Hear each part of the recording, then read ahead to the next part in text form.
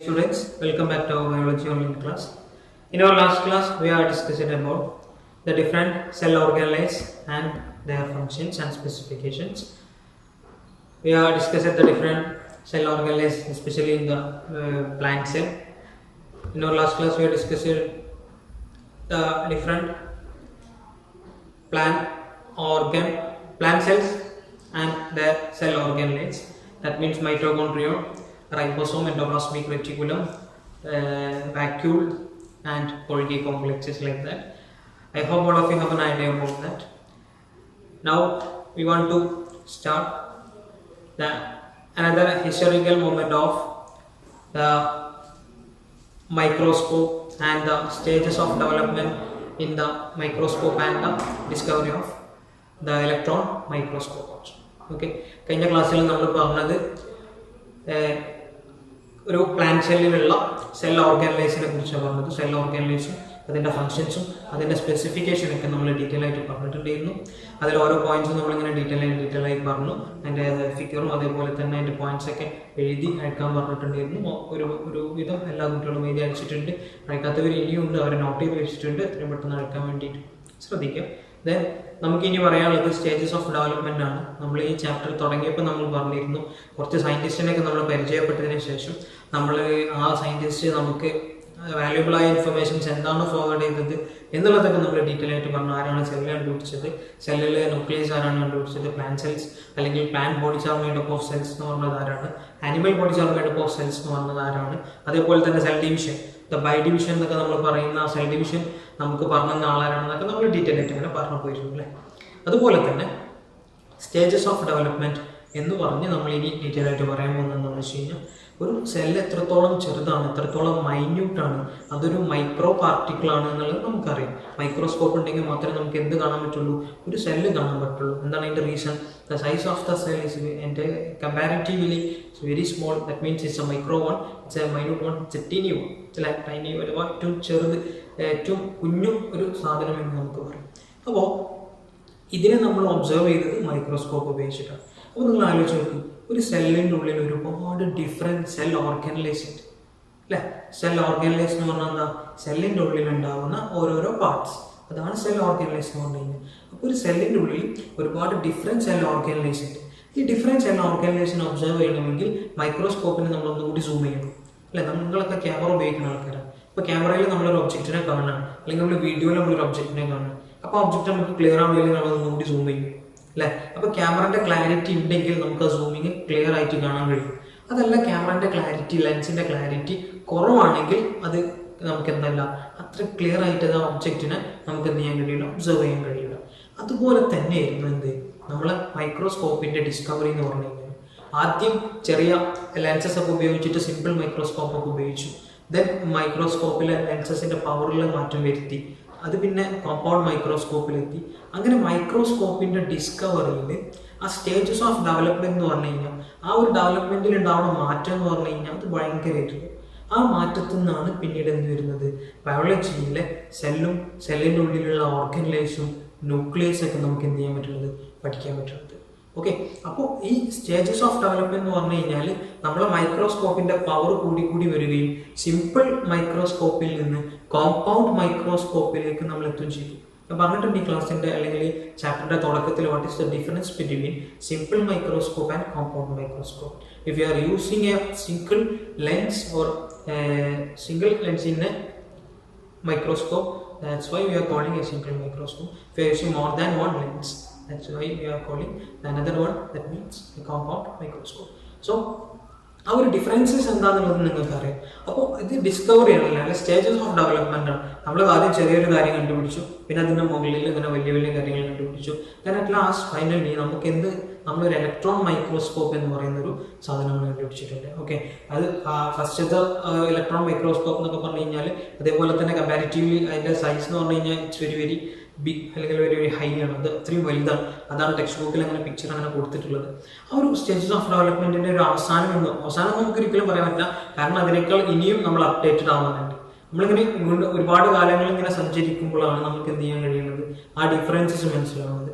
അങ്ങനെ നമ്മൾ ഇപ്പോൾ അവൈലബിൾ ആയിട്ടുള്ള ഒരു one of the most important അല്ലെങ്കിൽ one of the important one in the stages of development in the microscope is electron microscope. Electron microscope എന്ന് പറഞ്ഞു കഴിഞ്ഞാൽ അവിടെ നമ്മൾ സൺലൈറ്റ് ഒന്നും യൂസ് ചെയ്യുക, അവിടെ ഇലക്ട്രോണിക് ലൈറ്റ് ആണ്. ഓക്കെ, നമ്മൾ സാധാരണ ഉപയോഗിക്കുക എക്സ്റേസ് പോലെ ലൈറ്റ്സ് ആണ് ഉപയോഗിക്കുന്നത്, ആർട്ടിഫിഷ്യൽ ലൈറ്റ്. ആ ആർട്ടിഫിഷ്യൽ ലൈറ്റ് ഉപയോഗിച്ചിട്ടാണ് നമ്മൾ അവിടെ ഒരു ഒബ്ജക്റ്റിനെ എന്ത് ചെയ്യുക, ഒബ്സർവ് ചെയ്യുക. അതാണ് അതിൽ ഒന്നാമത്തെ പോയിന്റ്. ദെൻ അതിൽ നമുക്ക് കാണാൻ കഴിയാന്ന് പറഞ്ഞു കഴിഞ്ഞാൽ അത് ഒരു സാധനത്തിന്റെ ലക്ഷക്കണക്കിന് മടങ്ങ് അധികം വലുപ്പത്തിൽ നമുക്ക് എന്ത് ചെയ്യാൻ കഴിയും, നമുക്കതിനെ കാണാൻ കഴിയും.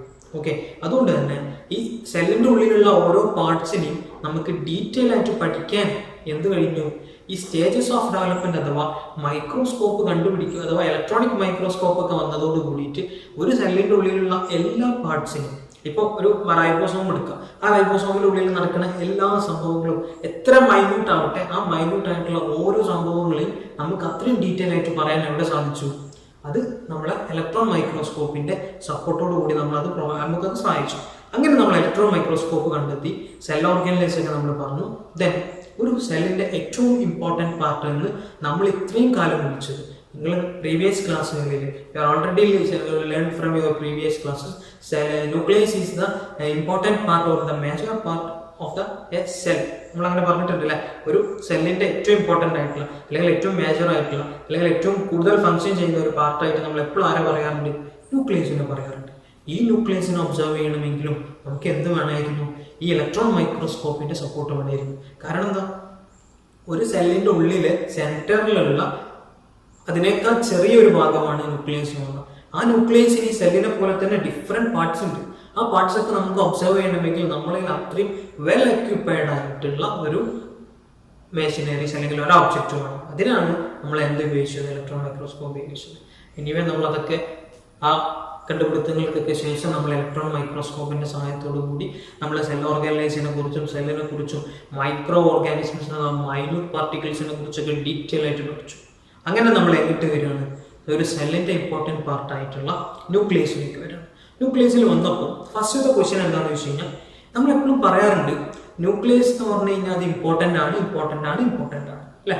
ഒരു സെല്ലിന്റെ ഇമ്പോർട്ടൻറ്റ് പാർട്ട് അല്ലെങ്കിൽ ഒരു സെല്ലിന്റെ സെന്റർ നമ്മൾ അങ്ങനെ പറയാറുണ്ട്. ഒരു സെല്ലിന്റെ സെന്റർ ആണ് എന്ത്, ന്യൂക്ലിയസ് എന്ന് പറഞ്ഞു കഴിഞ്ഞാൽ.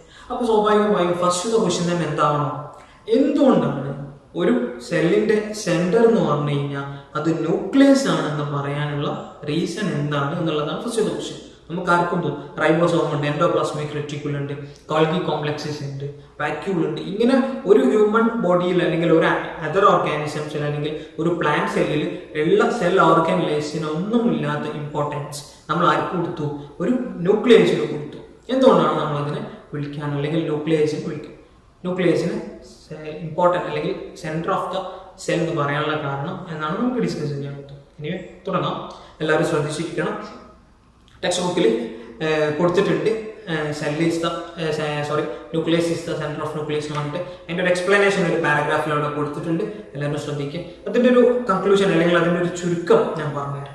ആ ഒരു പോയിന്റ്സ് എന്താണെന്നുള്ളത് നമുക്ക് അറിഞ്ഞാൽ മതി. ഓക്കെ, ദെൻ അവിടെ എന്താ പറയുന്നതെന്ന് വെച്ച് കഴിഞ്ഞാൽ, സെല്ലിൽ ഡിഫറെൻറ്റ് ആക്ടിവിറ്റീസ് അല്ലെങ്കിൽ ഡിഫറെൻറ്റ് റിയാക്ഷൻസ് അല്ലെങ്കിൽ ഡിഫറെൻറ്റ് ഫേസസ് അങ്ങനെ നടന്നു പോകുന്നുണ്ട് ഓരോ സെല്ലിൽ. ഇപ്പോൾ ഹ്യൂമൻ സെൽ എടുക്കാം, ഒരു പ്ലാന്റ് സെൽ എടുക്കും, അല്ലെങ്കിൽ അതർ ഓർഗാനിസംസിന്റെ സെൽ എടുക്കാം.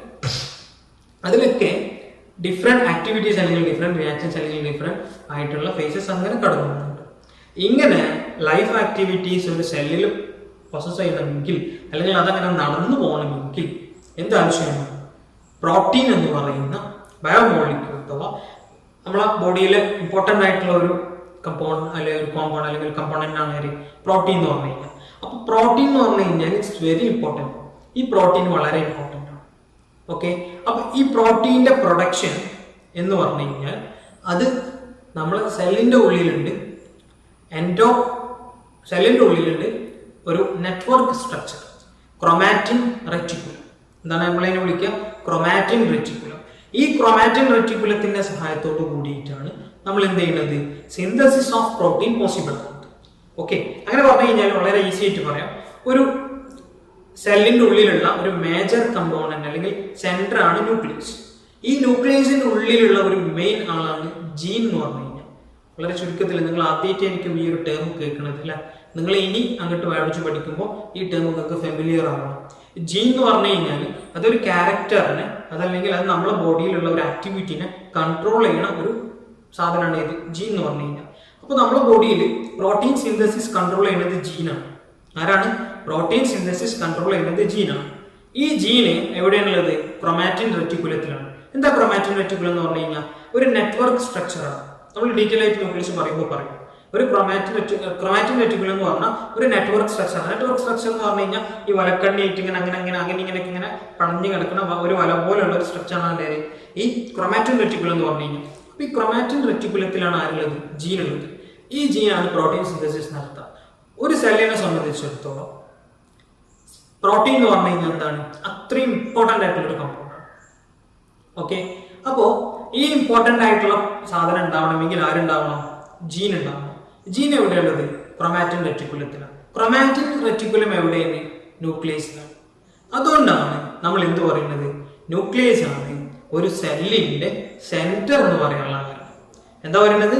ന്യൂക്ലിയസ് ആണ് ഒരു സെല്ലിന്റെ സെന്റർ എന്ന് പറയാനുള്ള കാരണം എന്ന് നമ്മൾ പറയുന്നത്.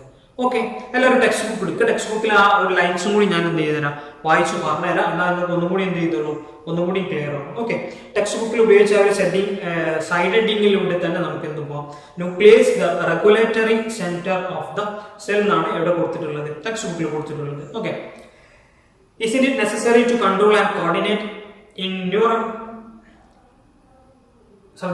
isn't it necessary to control and coordinate innumerable life activities? അതിന്റെ ഉദ്ദേശം എന്ന് വെച്ച് കഴിഞ്ഞാൽ അത്രയും ഒരുപാട് ഡിഫറെന്റ് ലൈഫ് ആക്ടിവിറ്റീസ് അവിടെ നടക്കുന്നുണ്ട് കേട്ടോ.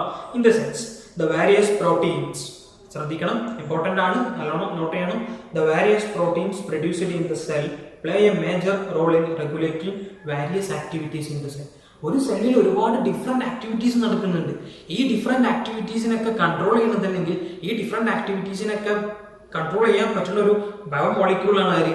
പ്രോട്ടീൻ എന്ന് പറഞ്ഞു കഴിഞ്ഞാൽ. എന്നിട്ട് എന്താ അവിടെ പറയുന്നത്? The synthesis of protein.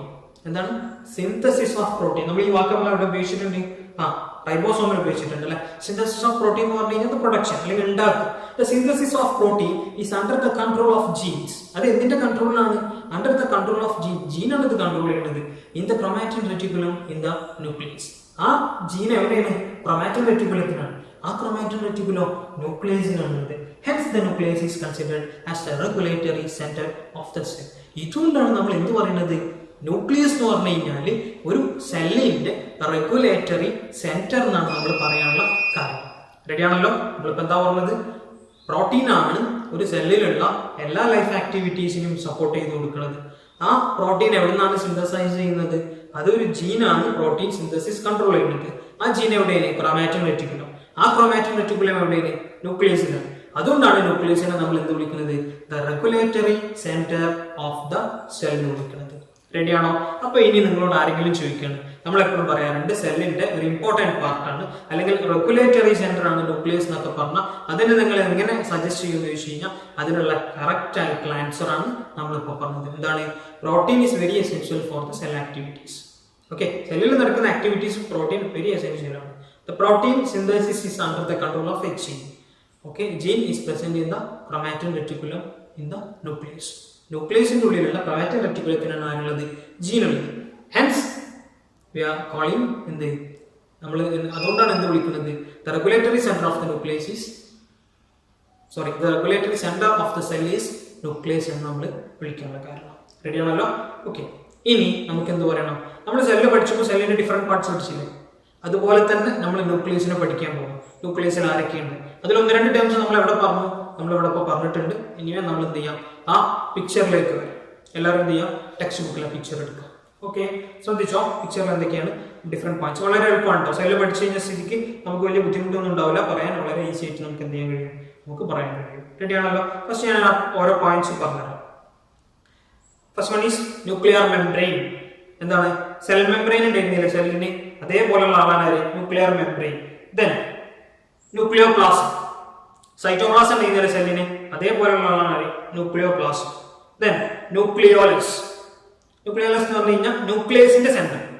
ന്യൂക്ലിയസിന്റെ centre ആയിട്ടുള്ള ഒരു സ്ഫിയർ ഷേപ്പ് ആണ് ന്യൂക്ലിയോലസ്. നമുക്ക് ഡീറ്റെയിൽ ആയിട്ട് പറയാം. ദെൻ ന്യൂക്ലിയർ പോർ. ന്യൂക്ലിയസിന്റെ പുറത്ത് നിങ്ങൾക്ക് ചെറിയ ചെറിയ ഹോൾസ് കാണും, ചെറിയ ചെറിയ പോർ, ഓട്ടകൾ. അതിനെ നമ്മൾ എന്ത് വിളിക്കുക? ന്യൂക്ലിയർ പോർ എന്ന് വിളിക്കുക. Then chromatin reticulum. നമ്മൾ പഠിച്ചത് ക്രൊമാറ്റിൻ റെറ്റിക്കുലം അല്ലെ? തൊട്ട് മുന്നേ നമ്മൾ പറഞ്ഞു ജീൻ എവിടെ ഉണ്ടാവുക? ക്രൊമാറ്റിൻ റെറ്റിക്കുലത്തിൽ ഉണ്ടാവുക. റെഡിയാണോ? നമുക്ക് ഓരോന്നോരോന്ന് പറയാം. Nuclear membrane. ഫസ്റ്റ് നമ്മൾ പറയാൻ പോവാണ്, എല്ലാവരും ശ്രദ്ധിച്ചിരിക്കണം. Nuclear membrane. It is a double layered membrane that covers the nucleus. ഇതെന്താണ്? ഇതൊരു ഡബിൾ ലെയർഡ് മെംബ്രെയിൻ ആണ്. എന്താണ്?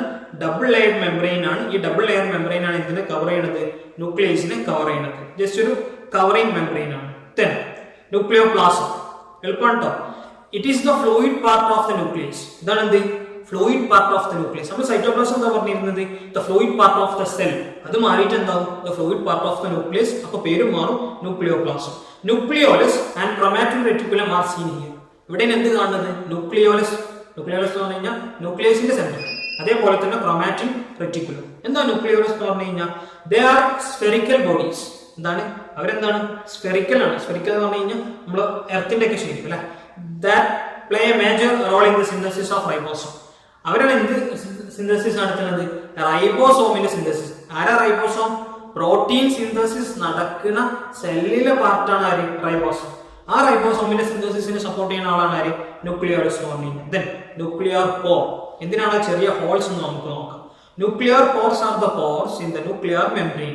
ന്യൂക്ലിയർ മെംബ്രെയിനിലുള്ള ഹോൾസ് ആണ് ഇത് ന്യൂക്ലിയർ പോർസ് എന്ന് പറഞ്ഞു കഴിഞ്ഞാൽ. They help in the conduction of materials. അവരെന്തിനാ സപ്പോർട്ട് ചെയ്യുന്നത്? The conduction of materials. Conduction എന്ന് പറഞ്ഞു കഴിഞ്ഞാൽ എന്താ? ഒരു ന്യൂക്ലിയസിന്റെ ഉള്ളിലും അതേപോലെ തന്നെ ന്യൂക്ലിയസിന്റെ പുറത്തേക്കും മെറ്റീരിയൽസിനെ അങ്ങോട്ടും ഇങ്ങോട്ടും ഇങ്ങനെ പാസ് ഔട്ട് ചെയ്യും. ഇതിനാണ് കണ്ടക്ഷൻ ഓഫ് മെറ്റീരിയൽസ് എന്ന് പറയും. The conduction of materials two and from the nucleus. എവിടുന്ന്? ന്യൂക്ലിയസിന്റെ ഉള്ളിലേക്കും ന്യൂക്ലിയസിന്റെ പുറത്തേക്കും അങ്ങോട്ടും ഇങ്ങോട്ടും മെറ്റീരിയൽസിനെ കണ്ടക്ട് ചെയ്യും. ആവശ്യമുള്ളതിനെ അങ്ങോട്ട് അബ്സോർബ് ചെയ്യും, ആവശ്യമില്ലാത്തതിനെ നമ്മൾ എന്ത് ചെയ്യും? ഇങ്ങോട്ട് പുറത്തു കൊടുക്കും. ഇതാണ് ഇത് ന്യൂക്ലിയർ പോർ എന്ന് പറഞ്ഞു കഴിഞ്ഞാൽ. Then the important one, chromatin reticulum. എന്താണ് chromatin reticulum? They are seen as a network in the nucleoplasm. Nucleoplasm എന്ന് പറഞ്ഞു കഴിഞ്ഞാൽ ഫ്ലൂയിഡ് പാർട്ട്. അതിലൊരു നെറ്റ്വർക്ക് സ്ട്രക്ചർ ആണ് ആർക്കുള്ളത്? ക്രോമാറ്റിൻ റെറ്റിക്കുലത്തിനുള്ളത്. എന്നിട്ടോ they carry genes. അതാണ് അവിടുത്തെ ഏറ്റവും important part. they carry genes എന്ന് പറഞ്ഞു കഴിഞ്ഞാൽ ഉദ്ദേശിച്ചത് അവരാണ് ഇതിനെ ക്യാരി ചെയ്യുന്നത്, ജീൻസിനെ അവർ ക്യാരി ചെയ്യുന്നത്. ഓക്കെ. ദെൻ ടാബിൾ 1.1 ഉണ്ടല്ലോ, പാർട്ട് പെക്യുലാരിറ്റി. എന്ത് ചെയ്യണം? നിങ്ങൾ ഈ ടാബിൾ 1.1 അല്ല എന്താ വർക്ക് എന്നുള്ളതൊക്കെ എന്ത് ചെയ്യാം ഞാൻ പറഞ്ഞുതരാം. ഓക്കെ. അപ്പൊ നമ്മൾ എന്താ പറഞ്ഞത്? സെല്ലിന്റെ ഇമ്പോർട്ടന്റ് പാർട്ട് അല്ലെങ്കിൽ regulatory centre of A cell is nucleus എന്ന് നമ്മൾ പറഞ്ഞു. ഓക്കെ. ആ ന്യൂക്ലിയസിന്റെ ഡിഫറെന്റ് പാർട്സ് നമ്മൾ പരിചയപ്പെട്ടു. ആ ഡിഫറെന്റ് പാർട്സിലുള്ള ഓരോ ആളുകളും നമ്മൾ ഡീറ്റെയിൽ ആയിട്ട് പറഞ്ഞു. റെഡിയാണല്ലോ? അപ്പൊ ഇവിടെ നമ്മൾ തുടങ്ങിയത് ഒരു ഡിസ്കവറി അല്ലെങ്കിൽ ദ സ്റ്റേജസ് ഓഫ് ഡെവലപ്മെന്റ്, മൈക്രോസ്കോപ്പിലുള്ള ഡിഫറെന്റ് സ്റ്റേജ് ഡെവലപ്മെന്റ് ഒക്കെ നമ്മളിങ്ങനെ പറഞ്ഞു. അത് കഴിഞ്ഞതിന് ശേഷം നമ്മൾ എന്ത് ചെയ്തു? നമ്മൾ ഒരു ന്യൂക്ലിയസിന്റെ എന്തുകൊണ്ടാണ് നമ്മൾ സെന്റർ ഓഫ് ദ ന്യൂക്ലിയസ് അല്ലെങ്കിൽ ഇമ്പോർട്ടന്റ് പാർട്ട് ന്യൂക്ലിയസ് എന്ന് പറയാനുള്ള കാരണം എന്ന് പറഞ്ഞു. ഇപ്പോൾ നമ്മൾ ന്യൂക്ലിയസിന്റെ ഡിഫറെന്റ് പാർട്സ് നമ്മൾ പരിചയപ്പെട്ടു. റെഡി? ഒരു കാര്യം കൂടി നമ്മൾ ഈ ക്ലാസ്സിൽ പറയാം. ഓക്കെ. ഒറ്റ കാര്യം ഇതുമായിട്ട് അറ്റാച്ച് ചെയ്ത് പറയേണ്ടതുകൊണ്ടാണ് പറയുന്നത്, ശ്രദ്ധിച്ചിരിക്കും. സെല്ലിന്റെ ഇമ്പോർട്ടന്റ് പാർട്ടാണ് ന്യൂക്ലിയസ്. ഓക്കെ, അക്സെപ്റ്റഡ് ആണ്, നമ്മൾ സമ്മതിച്ചു.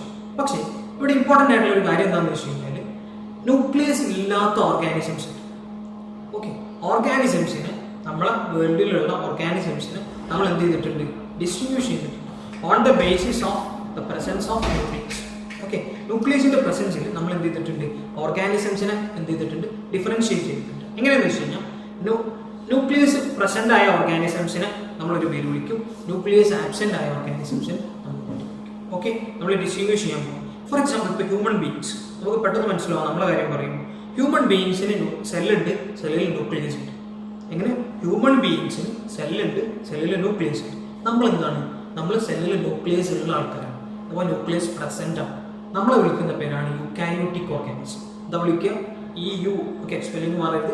Eukaryotic organisms. നമ്മൾ മാത്രമൊന്നുമല്ല, പ്ലാന്റ്സ്, ആനിമൽസ് ഒക്കെ എന്താണ്? Eukaryotic organism. Some bacterias and some different type of cyanobacterias. Okay. ചില ബാക്ടീരിയകളും സയാനോബാക്ടീരിയകളും തമ്മിൽ എന്തുണ്ട്? അവരൊക്കെ എന്താണ്? അവർക്കൊന്നും ന്യൂക്ലിയസ് ഇല്ല. അവർക്കൊന്നും എന്തില്ല? ന്യൂക്ലിയസ് ഇല്ല. സെല്ലുണ്ടാവും, സെല്ലിൽ എന്തുണ്ടാവില്ല? സെല്ലിലെ സെൻട്രൽ പാർട്ട് എന്ന് പറയുന്നത് ന്യൂക്ലിയസ് ഉണ്ടാവില്ല. That type of organisms are called prokaryotic organisms. നമ്മൾ എന്താ വിളിക്കുക അവരെ? prokaryotic organism. എന്താ prokaryotic? Pro means after PRO, pro എന്ന് പറഞ്ഞു കഴിഞ്ഞാൽ നോട്ട് ഡിഫൈൻഡ് എന്നാണ് അവിടെ സയൻസ് നമുക്ക് തരുന്ന എക്സ്പ്ലനേഷൻ. അപ്പോൾ prokaryotic എന്ന് പറഞ്ഞു കഴിഞ്ഞാൽ എന്താ? ഒരു ഡിഫൈൻഡ് ആയിട്ടുള്ള ന്യൂക്ലിയസ് ഇല്ലാത്ത ഓർഗാനിസംസിനെ നമ്മൾ എന്ത് വിളിക്കുക? prokaryotic organisms എന്ന് പറയാം. ഓക്കെ. ടെക്സ്റ്റ് ബുക്കിൽ നല്ലൊരു ബോക്സിൽ നല്ല വൃത്തിയിൽ നല്ല ഫിഗർ ഒക്കെ കൊടുത്തിട്ട് എക്സ്പ്ലെയിൻ ചെയ്തിട്ടുണ്ട്. എല്ലാവരും ശ്രദ്ധിച്ചിട്ടോ. ഇതും കൂടി പറഞ്ഞിട്ട് നമ്മൾ എന്ത് ചെയ്യണം? വൈൻഡപ്പ് ചെയ്യാൻ പോവാണ്. In the cells of bacteria, cyanobacteria and mycoplasma. Mycoplasma എന്ന് പറഞ്ഞു കഴിഞ്ഞാൽ one of the smallest organism in our world. നമ്മളെ ബോഡി, നമ്മളെ വേൾഡിലുള്ള ഒരു ചെറിയ ഓർഗാനിസംസ് നമുക്ക് പറയാം. No nucleus is seen. അവർക്കൊന്നും എന്തില്ല, ന്യൂക്ലിയസ് ഇല്ല. These organisms are called prokaryotes. ഇവരെ നമ്മൾ എന്ത് വിളിക്കുന്നത്, പ്രോകാരിയോട്സ് വിളിക്കുന്നത്. But in the cells of amoeba, animals and plants. ശ്രദ്ധിക്കണം, അമീബ എന്താണ്, അമീബക്ക് ന്യൂക്ലിയസ് ഉണ്ട് കേട്ടോ. അമീബ യൂണിസെല്ലുലാർ ഓർഗാനിസം ആണ്. ബാക്ടീരിയയും അമീബക്ക് യൂണിസെല്ലുലാർ ഓർഗാനിസം ആണ്. ബട്ട് അമീബക്ക് എന്തുണ്ട്, അമീബക്ക് ന്യൂക്ലിയസ് ഉണ്ട്. But in the cells of amoeba, animals and plants, well defined nucleus covered by membrane is seen. Okay, ഒരു well defined nucleus ഉണ്ട് എന്ത്, with a membrane, ഒരു membrane covering ഓട് കൂടിയിട്ട്. And this type of organisms, these organisms are called eukaryotes. അപ്പോൾ nucleus present ആണെങ്കിൽ eukaryote എന്നും, nucleus absent ആണെങ്കിൽ അല്ലെങ്കിൽ ഒരു വെൽ ഡിഫൈൻഡ് ആയിട്ടുള്ള ന്യൂക്ലിയസ് ഇല്ലെങ്കിൽ നമ്മൾ അതിനെ എന്ത് വിളിക്കും, പ്രോകാരിയോട്ട് എന്ന് വിളിക്കും. പ്രോകാരിയോട്ടിന്റെ എക്സാമ്പിൾസ് ഏതൊക്കെയാണ്, bacteria, cyano bacteria, mycoplasma.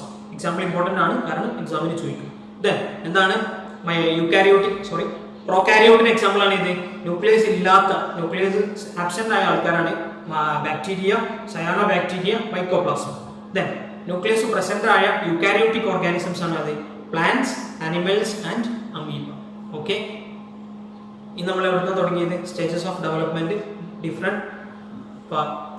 Different types of microscope പരിചയപ്പെട്ടു. ദെൻ നമ്മൾ ആ ഏറ്റവും ഇമ്പോർട്ടൻ്റ് ആയിട്ടുള്ള ഇലക്ട്രോണിക് മൈക്രോസ്കോപ്പ് പറഞ്ഞു. ദെൻ നമ്മൾ ഓരോ ഡിഫറെൻറ്റ് പാർട്സും നമ്മൾ ഡീറ്റെയിൽ ആയിട്ട് ഒബ്സർവ് ചെയ്യാൻ തുടങ്ങി. അങ്ങനെ നമ്മൾ എവിടെ എത്തി, നമ്മൾ ന്യൂക്ലിയസിലെത്തി. ന്യൂക്ലിയസ് ആണ് ഒരു സെല്ലിൻ്റെ സെൻറ്റർ നമ്മൾ പറഞ്ഞു.